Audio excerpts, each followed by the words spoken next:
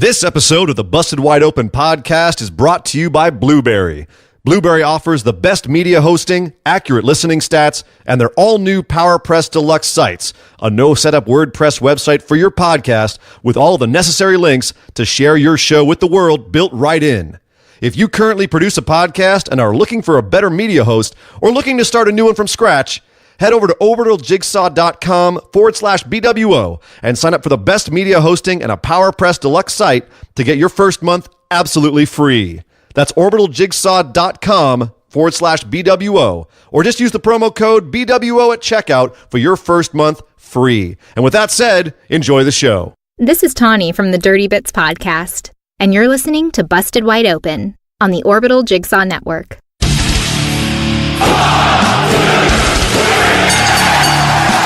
You're listening to the Busted Wide Open podcast, dropping the elbow on the hottest topics in sports entertainment and the world of professional wrestling. With your hosts, Nick Howell and Sir Ian Dangerous. Coming to you from the Orbital Jigsaw Network Arena in sunny Southern California.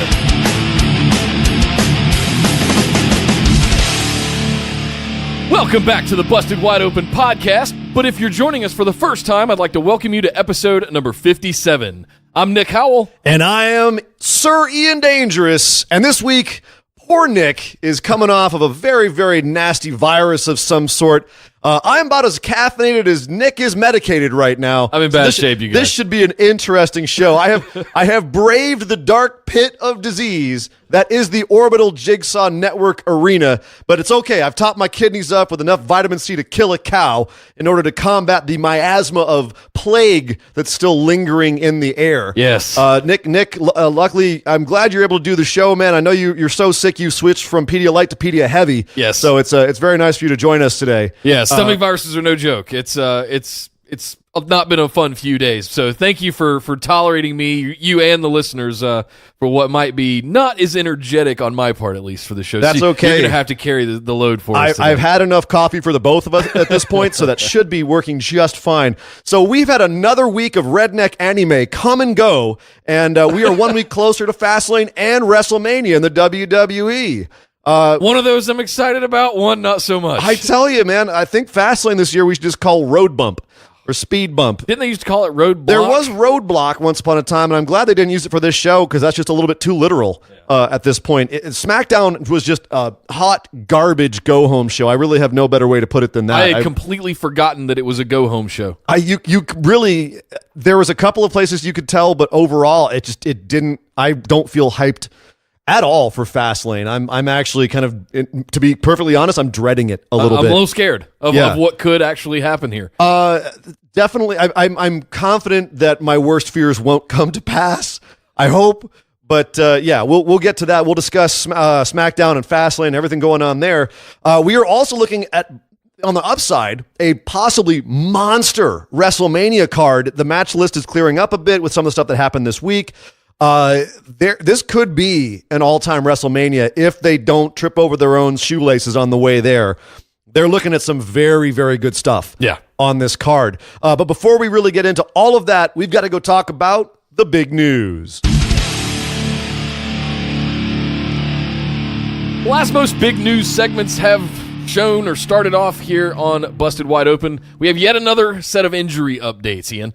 Yeah, it's sad that we have to have injuries be the big news so often, but at least this week, a lot of it's very hopeful and happy news. Jeff Hardy has just been cleared by his surgeon to return. And Brother Nero, he could be coming back at any time. It does look like we are going to get an ultimate deletion that takes place at the compound. We might be getting the Woken Hardy gimmick back on track, finally. House of Horrors 2.0? Hopefully the opposite. Hopefully what they tried to do with House of Horrors, which was rip off the Broken Hardy thing, hopefully they do it right because Matt's at the helm this time, the helm of the dilapidated ship, if you will. Yeah. But apparently they actually filmed the segment yesterday. So Ultimate Deletion has been filmed. So if Jeff was cleared in time, and from my reports, he was cleared earlier this week, we could see an appearance in Ultimate Deletion. I've been waiting for this. I've been saying the whole time that it doesn't work without him, that the two of them have to be together or at least at odds with each other, something. But I think throwing Bray Wyatt into the mix of this is going to make it even more interesting, I hope. Yeah, there was some stuff that went on with Bray this week that does give a glimmer of hope, but I'm still so nervous about it.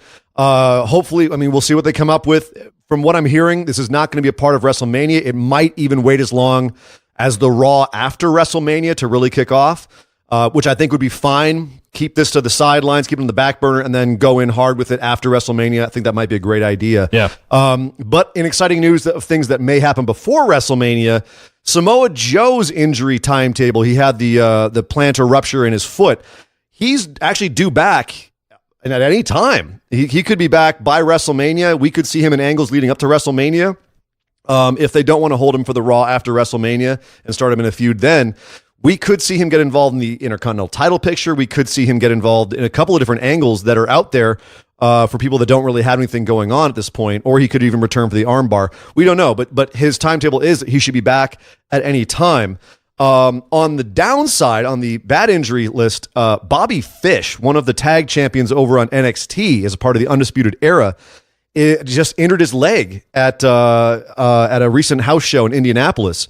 A pretty nasty injury, apparently, and current speculation is they're going to relinquish the tag titles and give them up. And the current Dusty Classic tag tournament that's going on right now, which will culminate at TakeOver New Orleans, will instead, the final match will be for the vacated championship. So once again, vacant adds to his long list of championship accolades, unfortunately. But hopefully Bobby Fish, we don't know what his timetable is yet. We haven't really determined what the injury is. Yeah. Once we know that, we'll let you guys know, and hopefully it's something that he will heal from quickly. I'm a fan of this. After Smackdown Live did theirs for the U.S. title, and we've had the one going on in the Cruiserweight Classic, or not the Cruiserweight Classic, but the Cruiserweight Division over on 205 Live. Now we have the Dusty Rhodes Classic. I'm a fan of tournaments, and all of these tournaments going on. It is March. It's March Madness. Is there a plot twist here where this is all kind of part of the bracketology craze that goes on in March? I don't know. There's been a lot more tournaments in WWE recently. Obviously,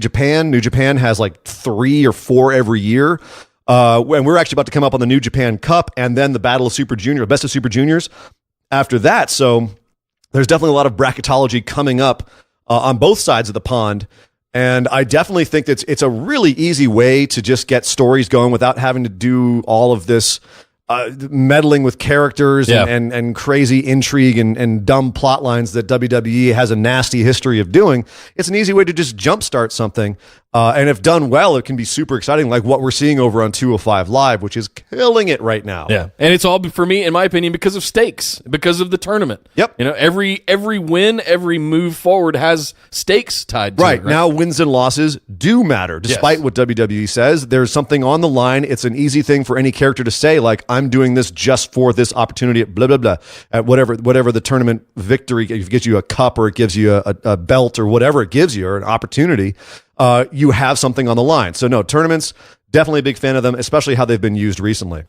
Well, our last piece of big news is we got our latest Hall of Fame inductee for the class of 2018, Hillbilly Jim. Yes, from Hillbilly the early 80s. Jim. Like, you got to go back to like NWA, early 80s kind of stuff. I'm not gonna lie. Well, yeah, he was. The initial angle was he was picked out of the crowd by Hulk Hogan. He was a standby, and Hulk Hogan picked him out as a guy he wanted to work with, and he ended up winning a match, and Hulk Hogan started training him. Blah blah blah. Yeah, but it was, I'll fully admit I had forgotten about Hillbilly Jim. If you had said, so who are some of the great fond memories you have of 80s wrestlers, I would have forgotten about Hillbilly Jim. And I used to have it like one of those like 8-9-inch rubber Hillbilly Jim squeeze 'em doll things back in the 80s, because he was kind of ubiquitous for a while there. He was very over. He was a very fun character. You just couldn't help but like him.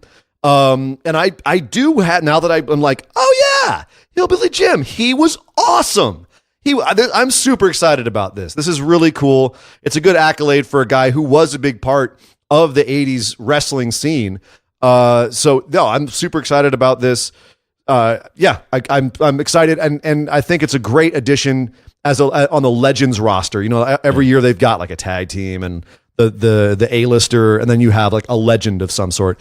And this is, as opposed to say, oh, I don't know, The Godfather. This is a much better pick. Oh, of course. And for me, if you think about the 80s, it's very easy to remember the top of the card back then of who all the Sheik and Andre the Giant and Hogan, Flair, all those guys. It's easy to remember those. But there's still that mid card that all those guys worked with that are sometimes, often overlooked. And I think Hillbilly Jim's a great example of one of those guys that had one of those standout characters. He was big. He was a big dude. Dude, I forgot how big he was. He was 6'7". He was taller than Hogan. Yeah. He was huge. He was huge. I don't want to say he's a 7-footer, but I mean, he's up there with he's Kevin Nash, 6'8", 6'10", thereabouts. Yeah, I mean, I think Nash is like 6'11". He was really big. But at any rate, big dude walking around in overalls is a good sight to see. Flexing the shoulders and everything. I actually remember him back from, was it WrestleMania 17 was the gimmick Battle Royale? And I think Sheik eliminated him. I don't know. I have to look that up. But you're digging into my memory bank. Yeah, I remember he came back for that and was kind of like, yeah, Billy Jim. That's literally the last time I thought about him until now. But no, this is a great call. I'm super happy to see Hillbilly Jim come back. I'm looking forward to seeing him get this accolade. He definitely deserves it. Way to go, Hillbilly Jim. That's it for the big news this week, but we've got a ton to talk about on the other major shows in WWE. Plus, we've got a ton of other wrestling news and other divisions at the end of it, so stick around. But right now, we got to go talk about Monday Night Raw. So Kurt Angle is not happy with the Authority. Man, this is the top of the show that we're going to talk about. It's the first thing on the show, and it's the first thing we need to talk about, because it's one of the things we talked about last week, was that Kurt Angle has been getting punked out by Triple H since Survivor Series, and we were hoping that they would actually go on the route where Kurt got sick and tired of getting punked out by Hunter and turn into the Kurt Angle of old, where he'd just man up and be like, come on, I'm going to break your ankle. Right. And he did. And he did it. They referenced Survivor Series, so that paid off finally. He referenced getting sucker punched last week, came to the ring, said, you know what? All right, Hunter, you want to do that? Rips off his sport coat and goes, come on, I'm going to kick your ass. Right. Fantastic. Except out comes Stephanie McMahon. To remind him that he has 5, you forgot about Jason Jordan, it's actually 6 kids that he's got to pay for, and he needs this job. So he's taking Heath Slater's gimmick now, a little gimmick infringement on Heath Slater here, but fine. This was entertaining. Stephanie was her usual heat-getting self. And just as Kurt's about to be like, yeah, you're right, I guess I shouldn't do this, Ronda Rousey comes out. But not before Stephanie clarified that Triple H was not in the building tonight. Right, yes. Triple H is not here right now, so he can't come out and answer your challenge. So this was really fun. So Ronda comes out and essentially says, so, in this contract, I realized that I can challenge whoever I want for my WrestleMania match, which is my debut match. So I'm going to challenge you, Stephanie. At which point Triple H comes out and goes, no, not like this, not like this. Wait, I thought you weren't here, Triple H. I thought you weren't here, Triple H. Well, never mind that. Yeah. This was a ton of fun. It was a great way to open Raw. A lot of good character work. This is basically everything that I wanted from this angle. Was Stephanie and Hunter looking like weasels, Kurt manning up and finally, taking the reins of the situation. And Ronda Rousey, even though she's still a little bit futzy on the mic, she's not that strong in the mic. My God, when she got pissed off in this match, her facial expression, that chick has the scariest scowl I've seen. She does, but I'm a little. We got to see her actually do some kind of a wrestling move, and I'm not really sure what it was because it was a little. I don't know if it was her or Stephanie or combination of both. It was a little botchy. It was a little sloppy, and that's my concern. You mentioned she's a little too green on the mic. I think she's a little too green overall. I think if this were any other startup superstar that wasn't a name from another brand, they would be down at the Performance Center getting taught. And that's my concern about Ronda, is that she's getting put over because of her name, but I want to see her work. And I want to see her work with wrestlers. Because yes, Triple H can carry somebody, I don't know if Stephanie can. Well, this is really the issue, is that, their first match, Stephanie has had some decent matches, but it's not because of her in-ring work. It's more because of the psychology of it. Sure. So the question is, can Rousey get a good match out of Stephanie? Can she get good moves out of Stephanie, and vice versa? I think that they're definitely booking this as an intergender tag match for the safety, and Hunter and Kurt can go do the wrestling stuff as much as they can at this advanced age. But I don't think this is going to be a pretty match. No. I think it will be a fun match. I certainly like Ronda Rousey looking angry and then killing someone. I'm down with that. This is not the worst thing ever. And frankly, this whole build here, it was messy, but I was still entertained the entire time. And I liked it. And now we officially have this intergender match at WrestleMania. And for what it's worth, just so you know, the move she put on Stephanie was a standing reverse kataguruma, according to Ronda Rousey on Twitter. It looked like a Samoan drop to me. Yeah, exactly. That's what I thought it was. Fall away slam, Samoan drop, something like that. It was not the prettiest looking move. It may have been the clothes. It may have been botchy. Who knows? Whatever. The bottom line is Stephanie took a bump. All right. Can we at least give her that? Stephanie finally took a bump. Fine. So no, this segment was great. I'm happy. She wasn't in her gear. I'll give her a pass. Sure. This is fine. Right. I'm just glad that they, as far as storyline wise, they did everything that I wanted them to do. Everything I asked. We got Kurt trying to break Hunter's ankle. It was great. Are we going to get UFC Ronda Rousey in the sports bra and trunks with the gloves like Lesnar comes out in his trunks and his gloves? I have no idea. I'm interested to see what her gear is going to be. That'd be cool. It might be a little too close to Sonya Deville and what they're doing with Shayna Baszler over in NXT. But I mean, we'll see. They'll probably keep it different enough from then while still harking back to MMA and somehow. Yeah. Speaking of really good segments on the show, we've got to talk about Nia Jax. And I know, deep breath, buddy. Deep breath, because good thing I'm sick this week. You know what? It is a good thing that you're sick because I'm about to give a lot of praise to Nia Jax this week. First of all, she had a match against Asuka that once again was great in getting both of them over. It made it look like Asuka barely survived her, while at the same time, Asuka had her in this armbar for like 5 minutes. And Nia kept trying to find ways to get out of it. A lot of strength moves in this match that made her look fantastic. But it also made Asuka look like just a wild pit bull who just would not let go of this arm no matter what happened to her. And she finally made Nia tap out. And then afterwards, Nia's in the ring just cradling this arm on the verge of tears. And afterwards is in the back icing her arm. And her quote-unquote friend, Alexa Bliss, comes up and gives her probably one of the most mean girls pep talks you've ever heard, to the point where Nia legitimately breaks down crying because of the things that Alexa is saying. And this is legit crying. She starts really, really like real tears. And I think it's because Alexa, it was a bit of a shoot where she was talking about how Nia was always the big girl. Yeah. And people would always make fun of her or think of her differently. And that's when Nia, you could see her just go, and the tears really started coming. I legit got the feels in this segment. I was like, this is good stuff.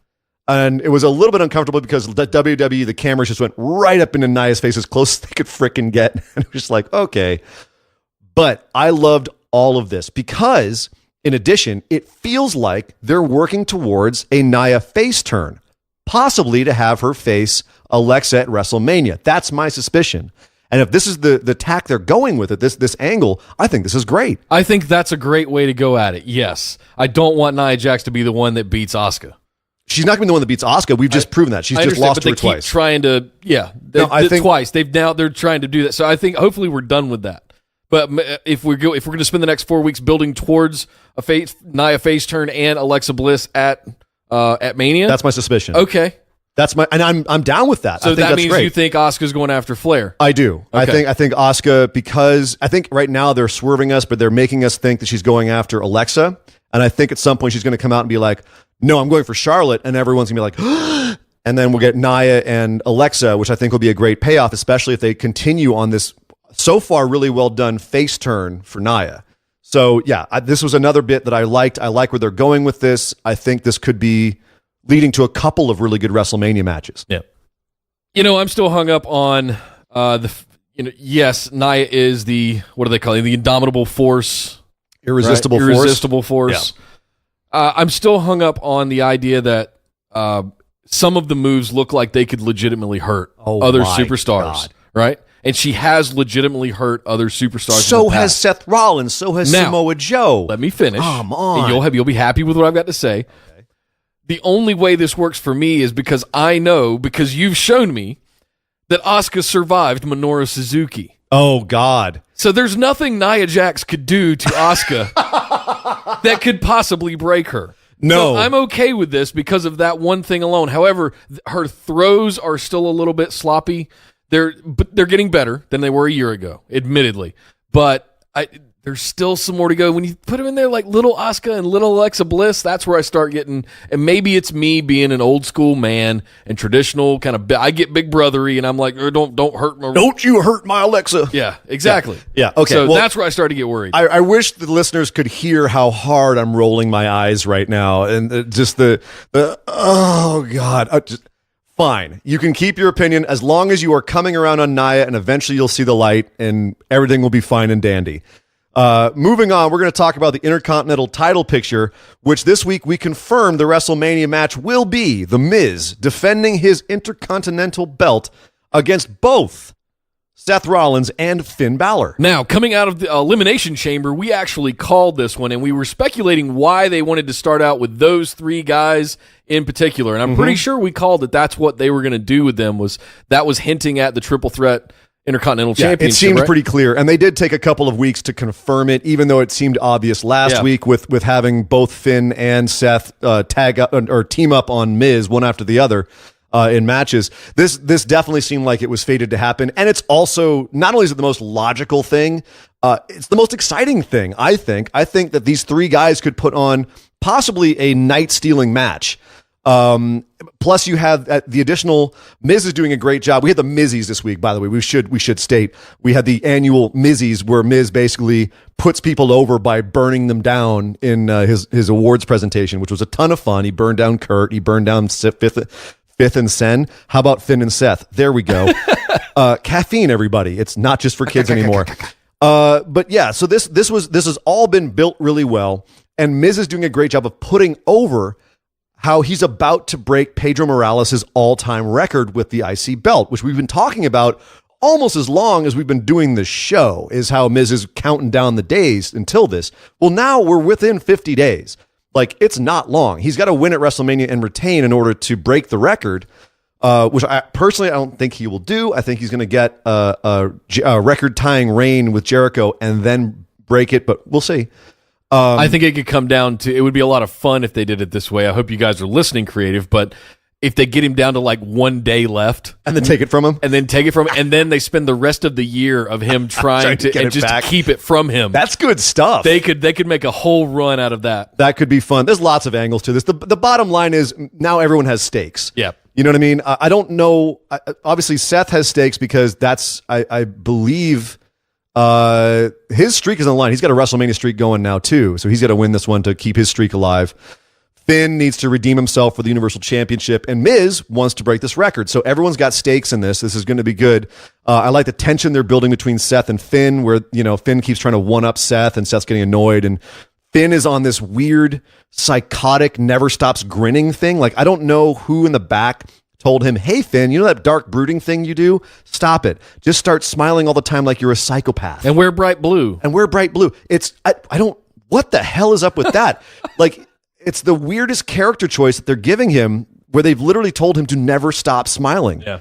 And it's a little creepy, I'm not going to lie. I will say I did feel a little bit of that, I guess 3 years ago, there was a lot of build to Finn and Seth for that first Universal Championship. Sure. And I felt that again this week. Can you talk about two guys who have charisma in the ring? Like, even they were just standing next to each other on the ramp before they came down to the ring. I felt that. I'm shocked that you're so high on Seth, considering his rate of injuring superstars, and your thoughts on that. Well, he doesn't outweigh them by 200 pounds. No, he does not. But sometimes you don't need to outweigh people to injure them. Just ask Finn and Samoa Joe. Or John Cena. Oh, I guess Joe injured Seth. I'm sorry. This injury's going all over the place, and none of them are related to Nia Jax. But anyway, John Cena knows how he feels about Seth Rollins. There you go. Exactly. Yeah, squash that thing flat. Oh, that's up there with Sid Vicious's leg for me in terms of like things I can't look at in wrestling. Cesaro's teeth. Cesaro's teeth. Okay. Killian Dane's hair. Anyway, moving on. His body hair. But no, so I'm excited about this triple threat. I think it's a great idea. I wish Finn would stop smiling and go back to like dewy-eyed, stupid, sexy Finn, but that's just, I think that's a better character for him. There is no a jokes part necessary. of me that would have liked to have seen Finn and Seth fight this out for the opportunity for the number one contendership. I'm starting to We've get got a little 4 bit. weeks left, bro. We've got, Hear me out. I'm starting to get a little bit worn out on all the triple threats and the 4-ways and the 5-ways and the 6-packs and the group. I want some good old-fashioned singles matches again. Even handicap matches, throw those at me. But I feel like everything we're getting now that has these stakes behind it is all of these big group matches, and they need that to build the tension around everything. It's starting to get a little long for me. It's because the rosters are so huge. And we'll talk more about the big matches when we get over on SmackDown and how they don't work all the time. But right now we got to talk about someone who's in one of those big matches, and that's John Cena. Back on Raw this week. Back on Raw this week because apparently he's too scared to say these things on SmackDown because someone's going to get in the ring and try and mess with him. That literally was his excuse. Like, not only is he now making excuses for losing, he's making excuses for not wanting to give promos on a show because he's afraid someone's going to attack him. It's basically what he was saying. And he said it in a very John Cena way where he's like, I don't want anyone messing with me, 'cause I have something to say. But it's still, at the end of the day, that's the logic that came across to me was I'm John Cena and I've got something to say about things on SmackDown, but I'm going to say them on Raw because I don't want any of the guys who were in that match on SmackDown to come and interrupt me. What?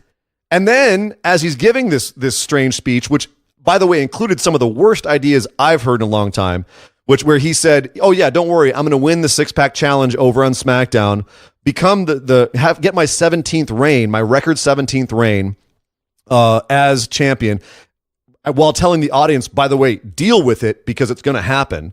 And the audience booed him. He said, yeah, I'm going to get that belt, but don't worry, we're going to have this great big match between me, AJ, and Shinsuke at WrestleMania because AJ can just use his rematch clause and we can have this big match still. Don't worry, guys, it's all good. And the audience booed him because that's a freaking terrible idea, and none of us want that. Which is why they're probably going to do it. I really hope they weren't. I think this might have been them testing the waters to see audience reaction because, according to Stephanie, Vince does listen to the audience.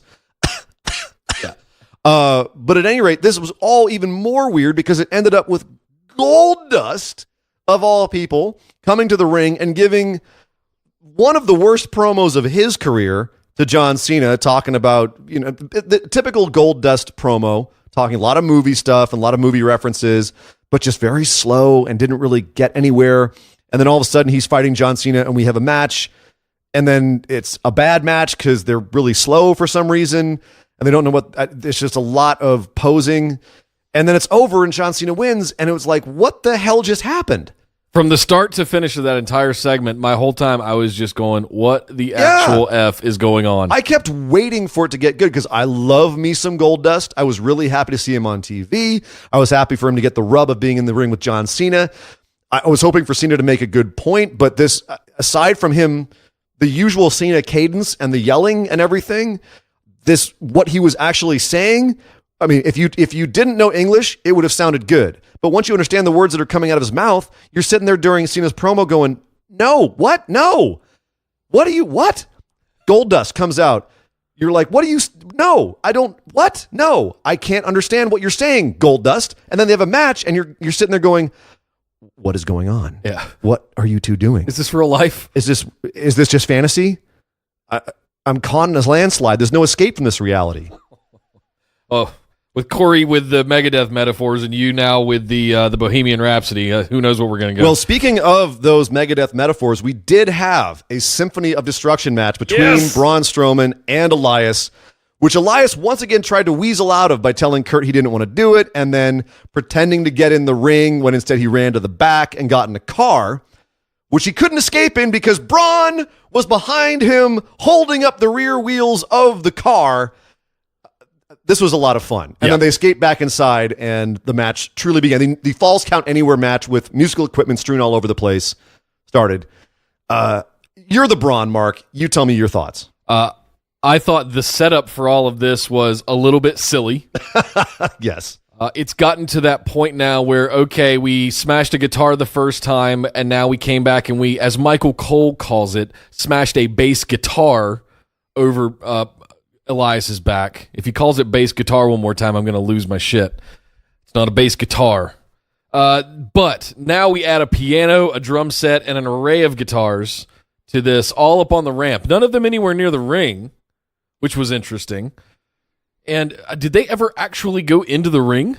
No, because they said, ladies and gentlemen, Elias, it went dark, and that's when he ran out. They were in the ring for a brief bit once they got back in, and then they went up the ramp and got to the equipment. So Braun kicks a leg out from under, throws him under the grand piano, lifts it up, kicks the leg out from under it, and drops, quote unquote, drops the piano on Elias, and that was kind of it. I mean, if I was going to summarize this match, I would say that it was a take no prisoners match, and Elias tried to win by the skin of his teeth, but he found out the hard way that Braun is built for war and he's addicted to chaos.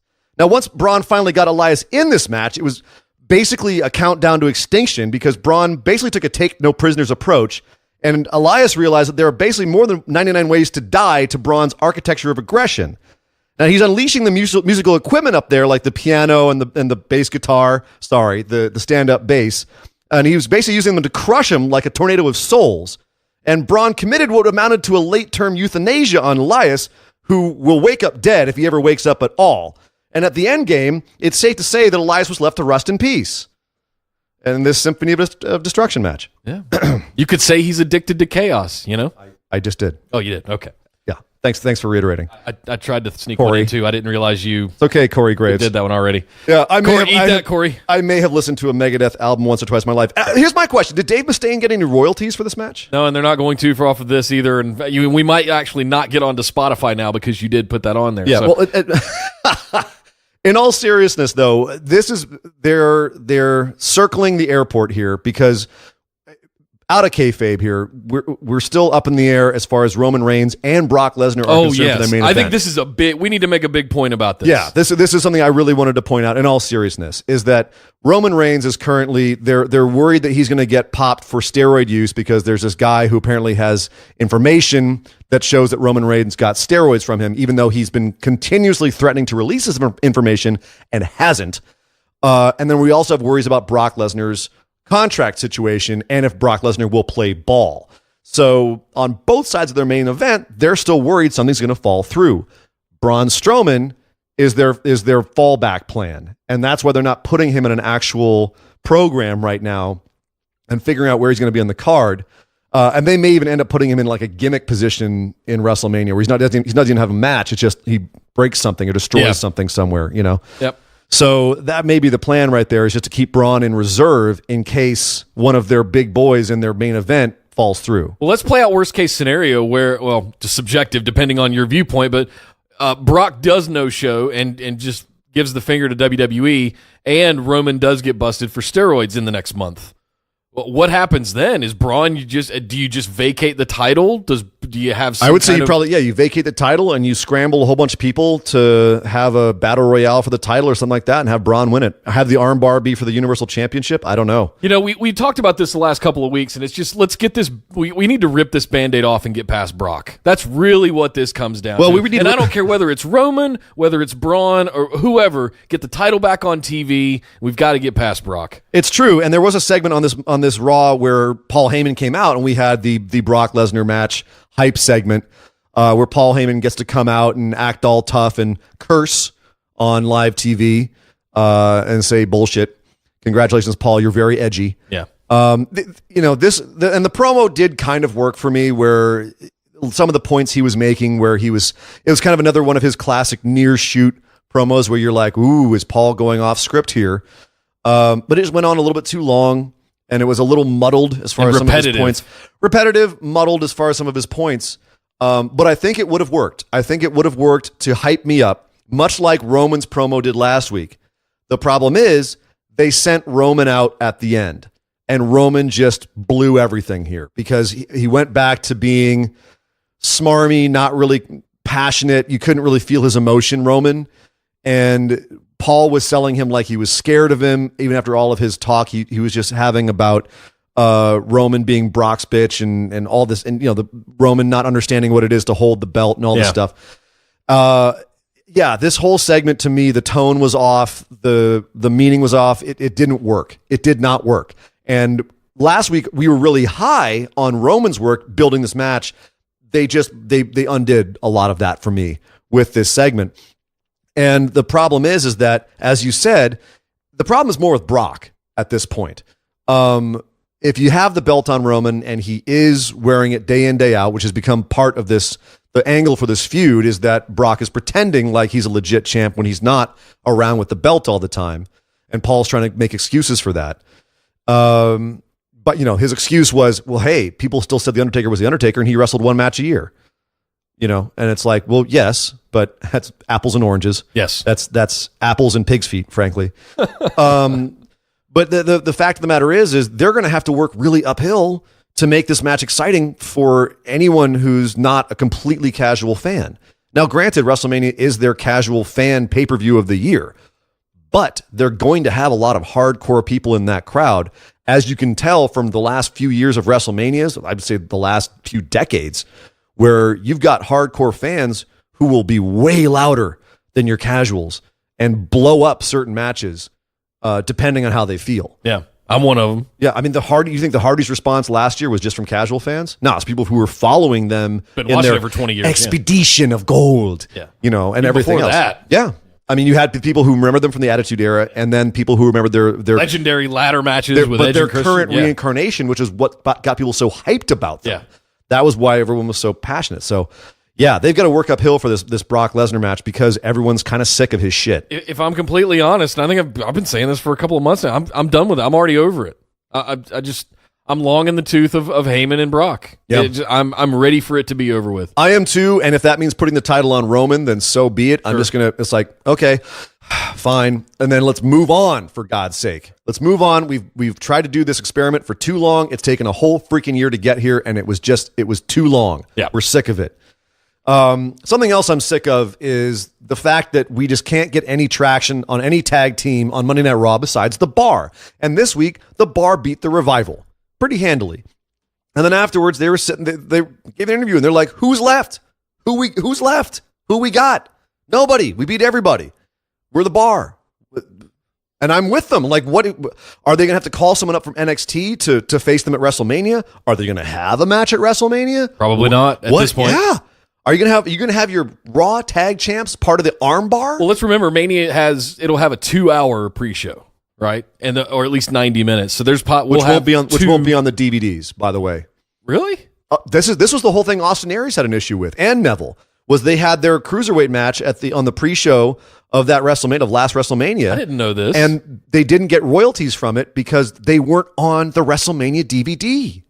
Yeah, that was part of the whole issue that they had. Oh my God, I didn't know that. Yeah. That's news to me. Okay, well, I don't know who. We're going to have at least 2 pre-show matches this year. Yep. Or at least for Mania. I can't see anywhere on the card that there's room for a tag match. And maybe that's the point. Maybe they're doing this intentionally so that's a slot they don't have to fill on the card. The only thing I could think is if they just don't have them at WrestleMania at all, which would be really, I would feel bad for Sheamus and Cesaro, especially given the fact that as we've said, Sheamus's back is messed up. We don't know how much longer he has left. Yeah. It'd be nice to give him one more WrestleMania. It would be cool if either they have, a tag team like they did last year with all the tag teams coming in and having a match, a ladder match, whatever. Doing that again, I think it would suck to have to repeat that. But at the same time, I don't see what other options they have. Yeah. Or have them issue an open challenge at WrestleMania, call up one of the NXT teams, say, for instance, Authors of Pain, which we've been calling for a long time as being ready to go, and then have a good match with them.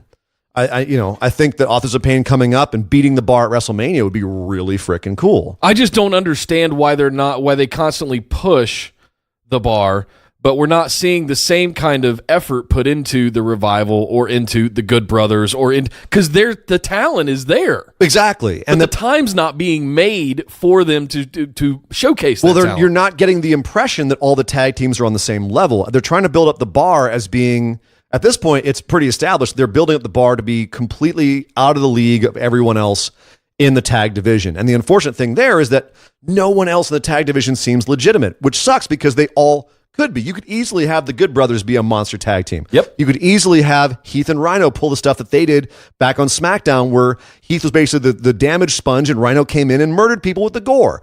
You could easily have the Revival. The Revival were brilliant in NXT. Yep. Have them use their old school tag psychology to win matches. Even Titus Worldwide could be a legitimate tag team. They just are not taking the time to build them up as legitimate threats. And so now you're left with this horrible booking that that you've booked yourself into a corner where you only have one tag team that anyone takes seriously, and the only team that ever could face up to them was the Shield. And obviously that fell through because of injuries and sickness and everything else. So yeah, they're in a bit of a pickle here. And I don't know how they're going to get out of it. Well, speaking of tag teams, at least one half of the tag team, we've got Matt Hardy and Bray Wyatt finally going to the compound. That's what we were talking about. Yep. Yeah. They have filmed Ultimate Deletion this week on Monday Night Raw. They teased that they were going to have it.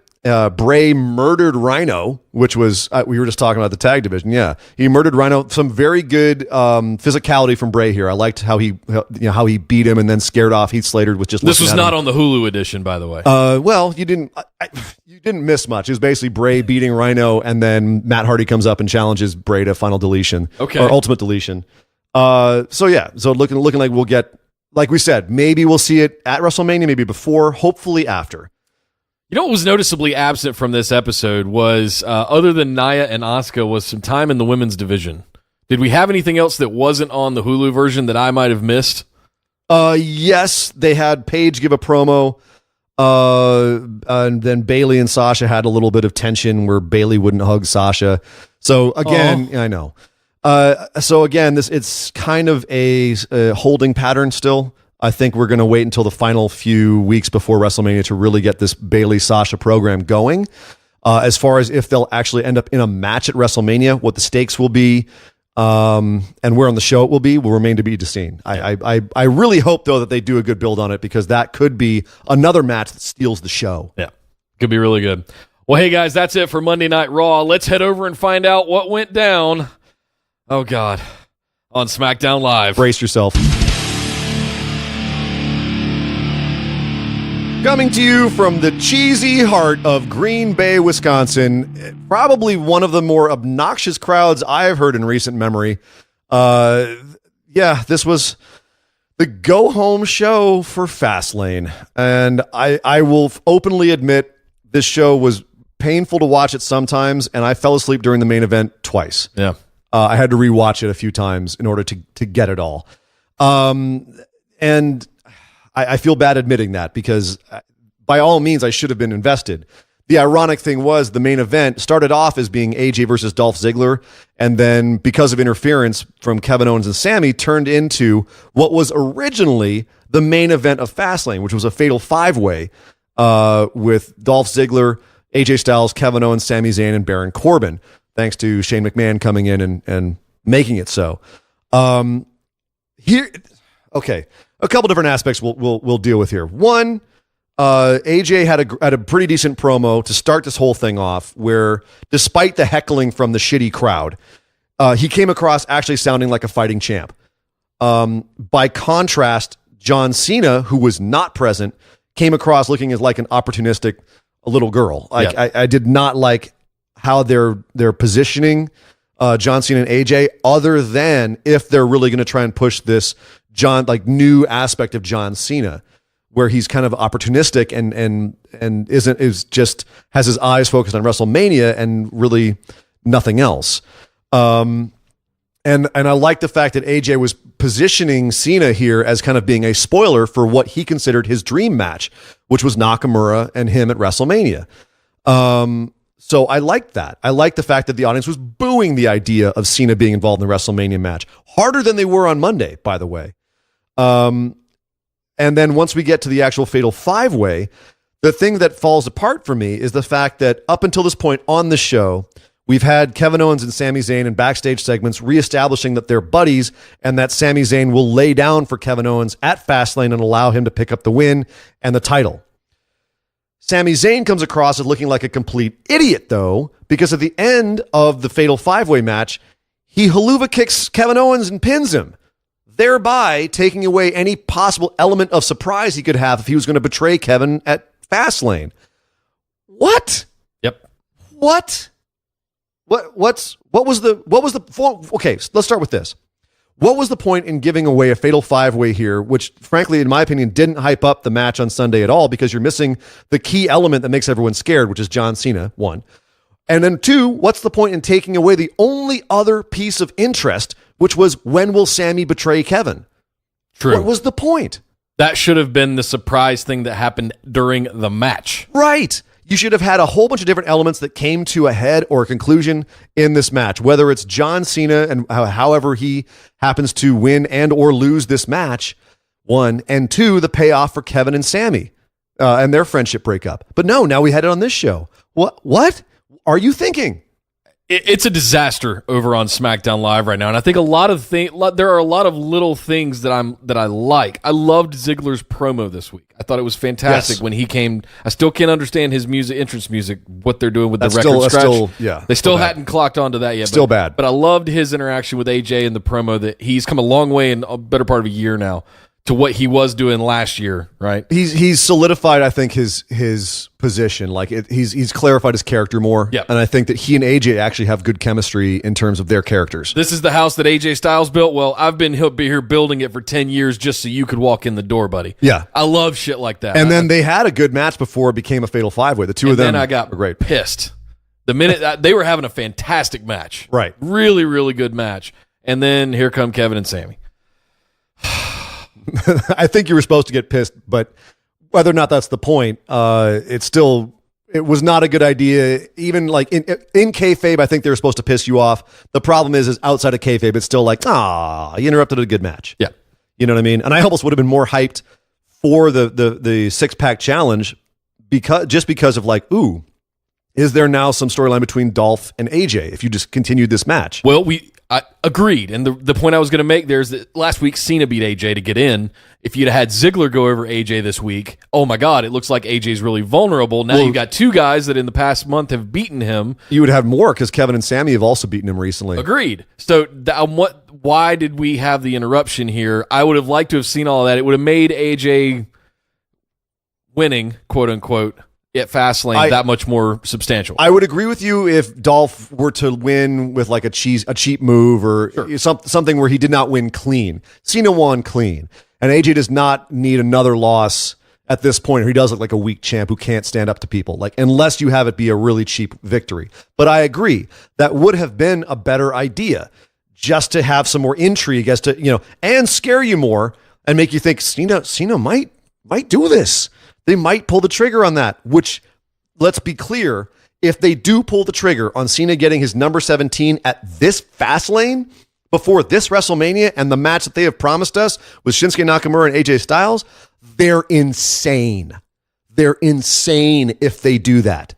That's going to be one of the most head-scratching booking decisions that I can remember if they do that. I don't even want to think about it. Take a breath. Take a breath. All right, moving on to other things that I didn't even want to think about.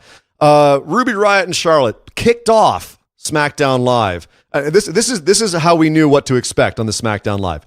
This show kicked off with a Ruby Riott Charlotte Flair promo off in the middle of the ring, and it was just as uncomfortable and cringy as you'd expect. Yeah. Ruby basically saying, I created the Riott Squad because I want to destroy the myth that is Charlotte Flair, even though I can't really define that clearly. Right. And Charlotte going, I've had to work harder than everybody else because of my name. Okay, great. I don't care about this feud. I don't care about this match. Stop. And it even ended awkwardly, where right as they were about to get into it, all of a sudden Bobby Roode's music hits. Charlotte Flair grins like the love of her life is coming down the ring. Exactly, and holding her heart. What the hell is that all about? The call back to the mixed match challenge where they're a team and they love each other. It's fine. I didn't mind it. But what was weird is Bobby wasn't there to save the day. He was there to go on commentary for a match between Randy Orton and Jinder Mahal. It's still 2017, kids. It's still summer 2017, and we're still like in shocked silence at the fact that they're actually booking matches between Jinder Mahal and Randy Orton again after the stinkers that we've had in the past from them. That's how bad the state of things on SmackDown Live are. You've tied up all of your top card into one thing. Oh, my and Lord. now you're having to have mid-card matches of Jinder Mahal and Randy Orton. Now, before I completely defecate all over this, I will say that this, like stirring the pot in this way, where you have Randy throw Jinder into Bobby Roode, and then there's all kinds of shenaniganry, and Bobby gets knocked off the ring apron, and Randy gets distracted, and Mahal wins. all of this is good because it looks like we're heading towards a triple threat for the U.S. title at WrestleMania. Fine. This is a way better build than the stupid stuff they were doing with that freaking top 10 list and Jinder trying to stir the pot by being like, well, Bobby thinks that Randy deserves to be at number 9 or whatever high school crap they were trying to write for this. This is better. This is old school booking where you've got a match, you have the champion at ringside, the match spills over onto the champion, and now you have heat between all three guys. Great. Yeah. That works. Classic. It worked. It wasn't exciting. I'm not excited about Jinder Mahal and Randy fighting again, but at least there was more of a build for this overall program. Do you think they'll be able to pull off a Punjabi prison match at Mania? Stop it. You stop it. You shut your whore mouth right now before Great Khali comes out and chokes somebody. Whatever. I don't even want to think about that. Orton and Jinder again, I just can't make any sense of it. I think if you have the three-way program and everyone just shuts their mouth and we just have some physicality between them, I'm fine with it on paper. It's fine. It's a bunch of... Where's everybody else? I don't know. Where's Ty Dillinger? Yeah. The other guys that you would think would be perfect for the U.S. title picture. Where's Mojo they? Rawley for where they just were building him? I know Sin Cara I think is still injured. I'd rather see Sin Cara fighting Bobby Roode for the that's U.S. why title. I brought him up. But whatever. This is our U.S. title picture right now. And I'm sorry. Where's Rusev? Well, oh God. Well, let's jump ahead and talk about Rusev because here's another thing I'm pissed off about. All right, so we had a new match made for Fastlane tonight, a match between Shinsuke Nakamura and Rusev. And this is all because last week we had a match where Shinsuke Nakamura kicked Aiden English in the throat, so now apparently Aiden can't sing, and he has broken Rusev's beautiful Aiden. There was a backstage promo. I did have a moment, admittedly. I'm sure you did. Yeah. I'm sure your heartstrings were tugged. Yes. Much like They mine were were tugged by very strongly. I had Naya's tears, you had Aiden's silence. Aiden's vocal cords. Yes. There was a backstage segment that admittedly was very entertaining because everyone in this is very entertaining. You had Aiden clutching his throat and Rusev being like, "Why have you broken my beautiful Aiden?" and Nakamura singing himself off to the tune of Nakamura Day, which was very entertaining as well. And then Until you stop and think about it. Well, but then Rusev comes back with, "You can't just make up your own holidays." This was fun. Here's the problem. Nakamura has had an issue with being over ever since they cooled him down with that awful Dolph Ziggler feud and then losing to Jinder Mahal. He's over. People like him, but he's not white hot the way he was at the beginning of 2017. They've cooled him way down. People are starting to be on the fence about him. People are starting to get sick of him. Rusev is massively over. The Rusev Day thing is massively over. So what do? They book him as a heel against another guy who's having trouble getting over, who they need to have over for WrestleMania because he's in one of the biggest matches. This booking makes no logical sense. Why do you not steer the ship into how over Rusev Day is, make Rusev a face, or at least a funny heel, which is kind of what he is here. But the problem is, if you put him against a guy like Nakamura, the audience is going to be confused about who to cheer for. You're going to be cheering for both people, and no one's going to make out well because of it. This is mind-boggling how they're screwing this up, and it reminds me a little bit of the Zack Ryder when he got himself over on social media. And then WWE buried him because they didn't want him getting over in a way that they didn't create. Is there a pattern here? Oh, is that what it is? Yeah. So if they don't create it, they don't want it to happen. I mean, they're making money off of all the Rusev Day merch right now, but they're not capitalizing on this organic character thing that they've got here. You could be like, imagine if Stone Cold Steve Austin gave his 316 promo and they put out all the 316 shirts, but then they prevented him from ever saying it, like from ever really having any big matches, and he kept losing after that. That's basically what they're doing here. Instead of letting him win the Rumbles and letting him be an ass kicker, if they go, "That's a great line, Steve, we're going to make some money off those shirts, but you're going to lose all your next 10 matches. And you're not going to be on TV." That's what they're doing. And it's crazy. It's crazy to me. I don't know what they're thinking here. Continuing along the thoughts of not really knowing what they're thinking, we had a match with Becky facing off against Carmella, which, why? What? We needed to fill time on Fastlane. We needed another women's match, and this apparently somehow created a tag match between Becky and Naomi versus Carmella and Natalya because of some Twitter feuds and some more high school kerfuffle with the women. I don't know. This is a meaningless match that has no reason to exist other than they got to fill time, and none of these women have any WrestleMania program yet. This came out of nowhere, and it is... it's just more mind-boggling booking. Well, there is one part I want to talk about this as we go into. We're going to do here in a minute. We're going to do our picks for Fastlane, and then within I think it's 4 weeks now, we've got WrestleMania coming up. Carmella has not cashed in her contract yet. No, she has not. We're kind of in the last month to 2 months of her holding that contract. Does it expire at the next Money in the Bank? Yes, if she doesn't cash in by the next Money in the Bank, which I believe is in June this year. Yeah. If she doesn't cash in by then it gets rescinded and it goes on to the next person. She has to put her briefcase up for being taken, so she could re-win it. Interesting, but okay. Yeah, not that that's ever happened, but I'm pretty sure that's how they would book it. The bottom line is if, as we've speculated over and over on this show, as it's being speculated online, the best possible option here is Charlotte versus Asuka. And then Asuka wins, Carmella cashes in and beats a beaten up Asuka to break the streak and take the title all in one and give Asuka and Charlotte something to chase. And it just kills a whole bunch of birds with one stone. That would be the most elegant way to do it. Now, what's scary is if WWE feels like too many people have cottoned on to that, they might not do it. But as we've said before, sometimes the most predictable outcome is just the best outcome in terms of storytelling. And if you execute it well, we'll still be into it. You don't have to surprise us all the time. Yeah. You know what I mean? And you probably will still surprise a lot of people with that swerve.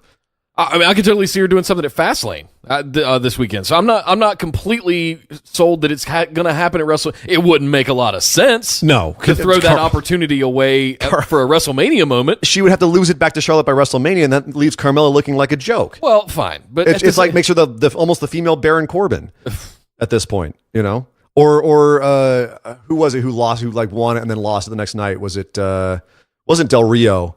I'm trying to remember who it was. Who won the title, cashed in, and then lost it the next night. Was it Sheamus? No, I don't think it was Sheamus. I don't know. Well, I'll go look it up. But The bottom line is that I don't know. This tag match at Fastlane is they're just throwing this out there to just get the women out there and have another match, pad this show, which really doesn't have a whole lot going on.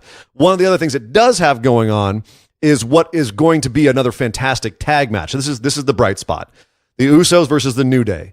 And the only thing that we had from them this week was a video package. Of the same shit we got last week. They had the go-home segment for the best match on their card at Fastlane last week.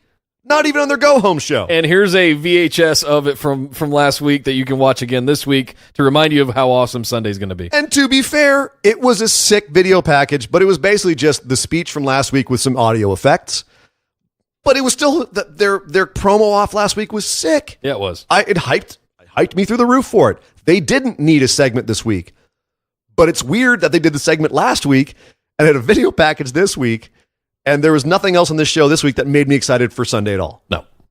That's a great... I don't know, as we go into our picks here, I don't know that there's anything on this card that I'm genuinely excited about. Yeah, and it's not like any of the other promo stuff that they had for it got me excited either. Corbin had a promo, one of those selfie promos they're doing now, with the freaking graphics on the screen again, putting like words when he says them up on the screen, like the little After Effects, whatever the hell they're doing now. Like it was even in Natty's backstage thing where they were supposedly talking off the cuff, and they had the things popping up there. What are you doing? These graphics are freaking terrible. This is crazy, Nick. 2 months ago, every show, you can go back and listen to our podcast. We were really high on Smackdown Live. Yep. We thought they were killing it. We thought they were underrated. And in 2 months' time, we have gone from thinking that Smackdown is underrated and has a lot of good stuff going on to utterly shitting on this show. And it was painful to watch this week. It still is. Yeah. This week is painful to watch. I don't know what the heck happened. Well, speaking of pulling Band-Aids off, let's go through our picks, man. All right. We have to do this. It's not like we're excited about it this time. It's a chore, right? So, as I was saying earlier, are we going to see a pre-show match with any of the guys that we haven't heard from or seen in months? I don't know. I mean, there's room for it. We've only got 6 matches that I know of on this card. So it's possible we see, like, the Bludgeon Brothers crush another pair of jobbers, or, maybe we see Mojo or Ty show up. I don't know. Where are the fashion files? That's maybe where's everything that makes Smackdown amazing last Breezango year? or Ascension will show up to get killed by the Bludgeon Brothers again. I don't know. If there is a pre-show match that we don't anticipate, well, obviously we'll make our picks before we do our recap episode next week. But these are the matches we know are happening. We have the women's tag match, Natalya and Carmella versus Becky and Naomi. Who do you have in this one? Couldn't give a shit. You have to give a shit, Nick. You're a professional. Now man up, take your medicine, suck down your Pedia Heavy, and let's do this. Natty and Carmella. Atta boy. See, that wasn't so hard, was it? I'll go for Becky and Naomi because I really don't know. Yeah, it's a coin flip. The only reason I picked Natty and Carmella is I think they want to give Carmella a little bit of a rub heading into Mania because she's probably going to cash in. See, whereas I think that they're going to keep the faces looking strong here, but yeah, like you said, I don't think there's really any stakes either way. Those two have become kind of useless, honestly. So we also have, as we said, inexplicably, we have the Shinsuke Nakamura versus Rusev match. Who do you have in this one? It's hard to not pick either one of these. Again, it's kind of a coin flip, but I think people have kind of maybe forgotten about Nakamura. I want to see Nakamura win heading into Mania because he won the Royal Rumble, in case you've forgotten about it already. But I think Rusev's going to win here. Really? I think Rusev's going to win here. Wow. See, I would say there's not a coin flip here at all. I would say they absolutely have to have Nakamura win here in order to get him heated up for WrestleMania. But I think that is a terrible idea to have either of these guys lose at this Agreed. point, right? You can't have Rusev lose because then people get pissed because they're burying Rusev Day. You can't have Nakamura lose because he's got to get hot for WrestleMania. I don't understand what they're doing here. They've booked themselves into a really bad corner here. But I'm going to pick Nakamura just because I think that it's more important to get your main event heated up for WrestleMania. Well, next we talk about the Women's Championship match, which is Charlotte Flair facing off against Ruby Riott. Who you got? I'm going to have to pick Charlotte. I don't think there's any way they're taking that belt off of her before WrestleMania. I'm going to agree with you on Charlotte. The only thing that I could think of here was that they have Ruby somehow get one over on her and Carmella immediately cashes in. If they do that crazy thing at Fastlane instead of at Mania, that will be out of left field, surprising. But can you see it happening? Are you going to put a bet on that? No. Okay. I don't think Charlotte's so. going to win. Charlotte's going to win the match. Charlotte's going to win the match, and that's it. That's it. Yeah. Moving over to the tag division, we've got the Usos versus the New Day. Who do you have in this one? I think if they really want to start this program up again, which feels like that exactly what they're doing because they've run out of other ideas, they got to put them on the New Day. I think the New Day need to take them off the Usos here if they really want to keep this alive and make it a big thing at Mania. So I'm going to have the New Day going over the Usos here just because. And here's the thing. For me, I can see an argument for both ways. You can keep it on the Usos to keep them strong and have them have a singles match again, or a single team match against the Bludgeon Brothers at Mania, or you put it on the New Day and you've got a 3-way at WrestleMania where you got the New Days, the Usos, and the Bludgeon Brothers. So I could see an argument either way. For the sake of argument, I will pick the Usos here. Just to keep things interesting, because I think they're going to have it be a singles match, and the brothers are going to murder the Usos, and be the champs for a while, and everyone else is going to chase. But that being said, if they put them on the New Day, it would be exciting too. I like these teams trading off. I do like that a lot. Well, otherwise you run into the situation you've got on Raw with the bar. Exactly, you're eliminating everybody else. Exactly, you're making everyone else look less than. And so yes, if I am wrong here, it will be one of those where I'm happily wrong. Over on the U.S. title, Bobby Roode facing off against Randy Orton, old reliable. Oh, man. Ian, who you got here? I could. This is another one I could see going either way. If it's a straight up fight, Bobby Roode takes it. If Mahal gets involved, which I think is possible, Randy could sneak out a win, and then you'd have both Mahal and Roode chasing Randy into WrestleMania. So I could see that go either way there. I'm gonna take Bobby Roode just because I think there's more. I don't think they should take it off of him yet. I think that he needs a longer, more establishing run with this belt. and that Orton and Mahal, if anything, Mahal will get involved and cost Orton the match, and then hopefully the two of them will chase Rude into WrestleMania. I'm going to take a long flyer here and go Randy Orton, because they have constantly been putting over the last couple of weeks that it's the only belt he's never had on commentary, and I think they're going to... That's a good point, too. They want to tick that box off. I think they'll tick it at WrestleMania if they do it, to be honest with you. Really? Okay.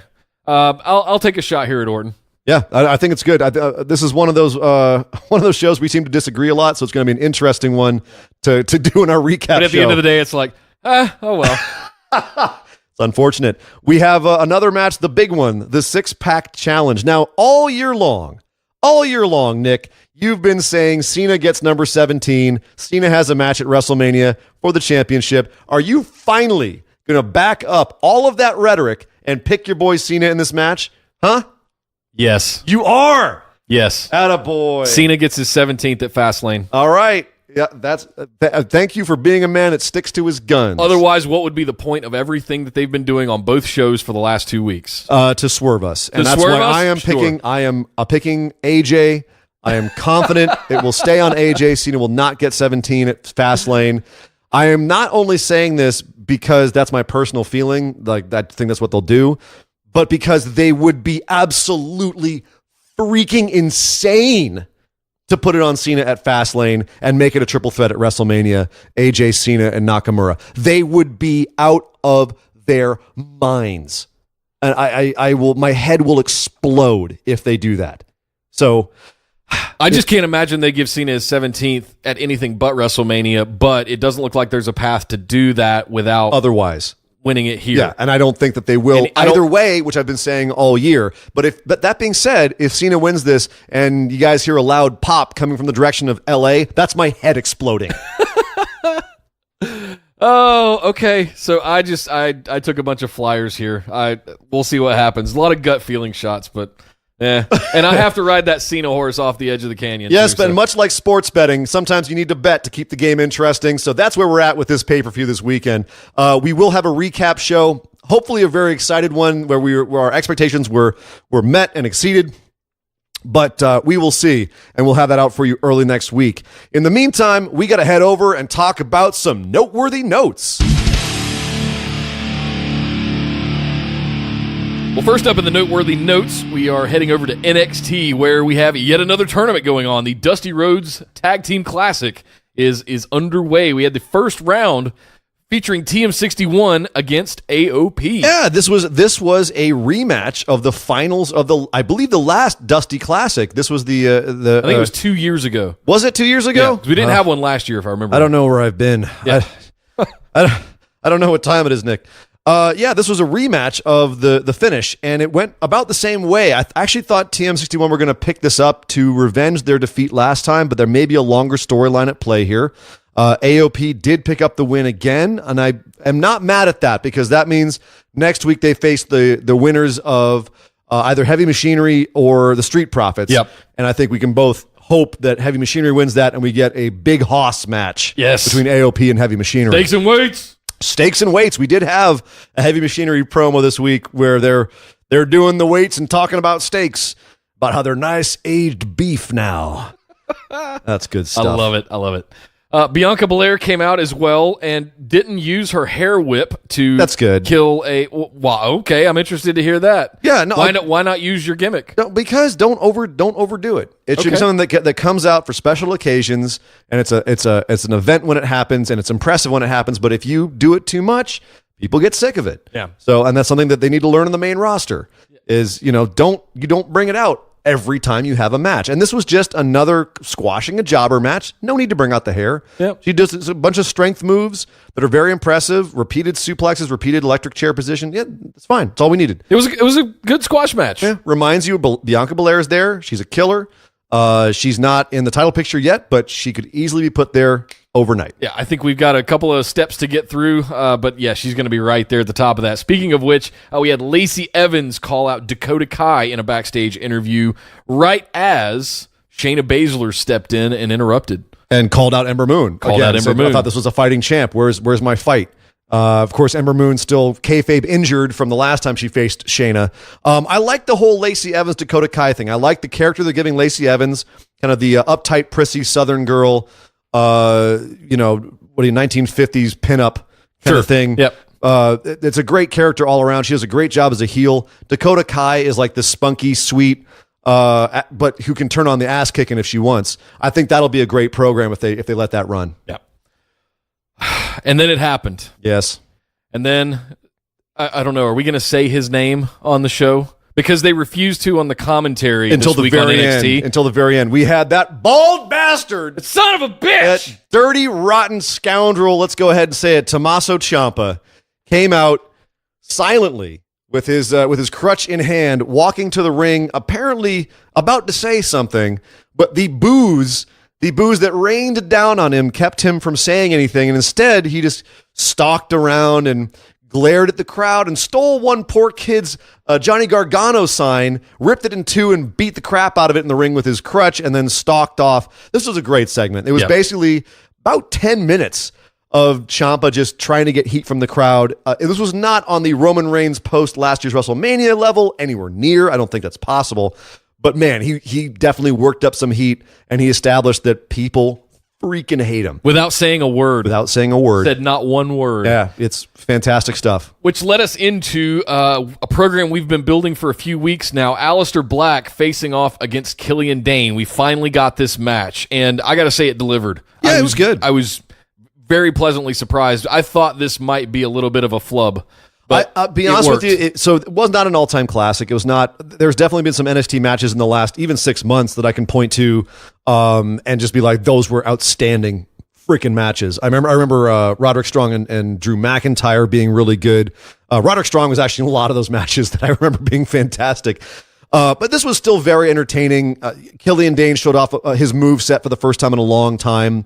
And he's got some great ones. Aleister Black got to look like he can beat a monster. The body hair suplex is what you're referring to. The body hair suplex, yes. The furry bunny costume. I tell you what, man.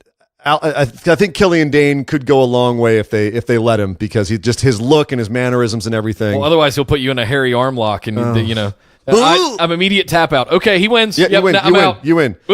I don't know how Nikki Cross does it. But so Aleister Black wins this one and goes on. Looks like he will be facing Andrade Cien Almas at TakeOver New Orleans for the championship. Woo. And I'm looking forward to that program. Well, as if it were meant to be, if it's anything, in International Women's Day news, Abby Lath has been released. Like, you couldn't have picked any other day to do this. Well, not only Abby Lath, they also released Sage Beckett. The NXT decided to celebrate Women's Day by releasing a couple of women. All right. I don't know. There's still speculation as to why both of these women got released. We're just getting this news today, obviously. So this is not, we don't have the story here. There's rumors going on about management being down on Abby Lath for something that she did regarding her roommate. I don't know. We're still word is out on there. We also have a couple other of future endeavorments. Gu Guanming and former Seahawks running back Demetrius Brown both got released. Brown had an injury, really nasty injury, I guess. I don't have any more details on that, but that's why he was released. But yeah, a lot of NXT releases today. I am bummed about Abby Lath. She was really good. I enjoyed her in the Mae Young Classic. Mm-hmm. I'm not sure what happened there, and I'm looking forward to finding out. But that is a bit of a bummer. Yeah. Well, hey, let's head over and talk about what went down in 205 Live, because we had the continuing on, the final quarterfinals match. And after this, the semifinals are now set. And if you're still listening at this point, if the 205 Live didn't make you switch off the podcast, that's good. Because if you are not watching 205 Live, then you are missing out.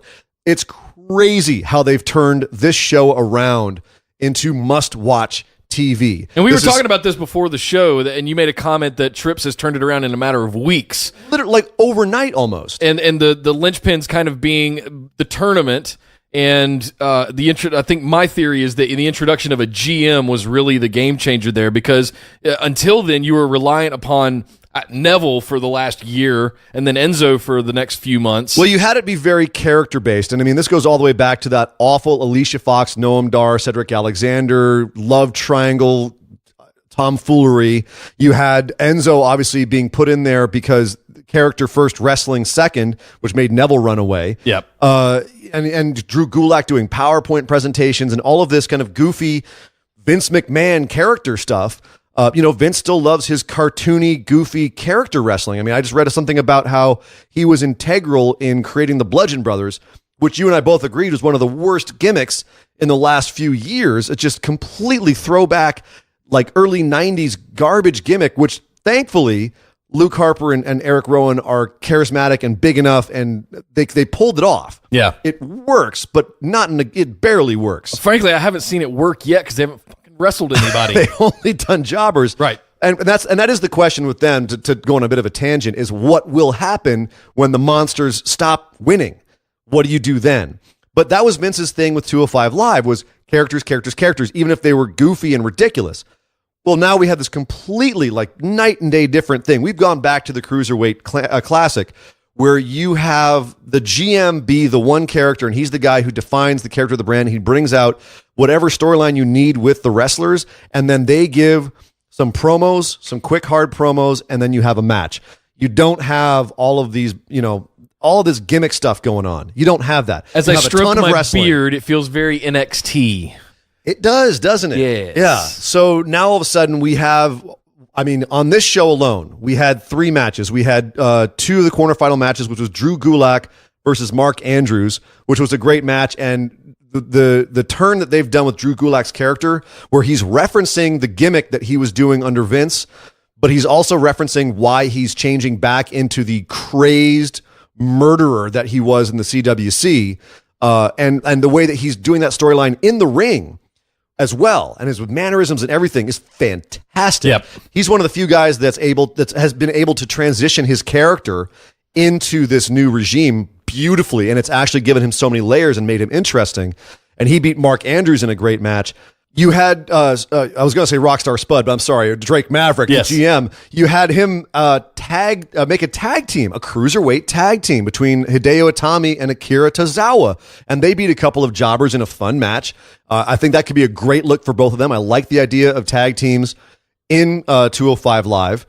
And then you also had what I would argue is the match of the week, which is Buddy Murphy, who's an insane shape now. He cut so much weight and got so lean to be a cruiserweight, and he faced off against Mustafa Ali in an absolute spectacular match. Well, to your point, they made a big deal about his debut at the beginning of the tournament, where he just got in like 204.9 or something. Right. He just got under the 205 weight limit. And this week they did another segment where he's now carved down to 197, which is crazy. That is some insane kind of discipline to be able to do one that large kind of pectoral yes. at this point. Yes. But my point with saying all this is that now this show is mostly wrestling. You had one or two, you had a promo from Mustafa Ali, a little promo from Buddy Murphy, and a little backstage segment with Drew Gulak.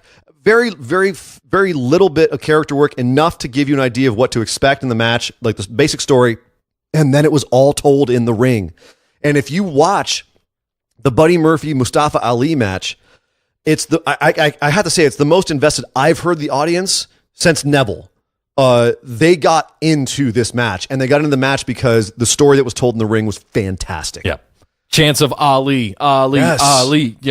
I wasn't expecting that, and frankly, Mustafa Ali got the win over Buddy Murphy. I did not see that one coming. I didn't either. I thought with all the push they'd given Buddy Murphy that he would go further, but I liked what they did here because they kept him looking strong. They had it so that Mustafa Ali injured his arm in the match, and then Buddy couldn't complete some moves towards the end of the match, and that cost him the match.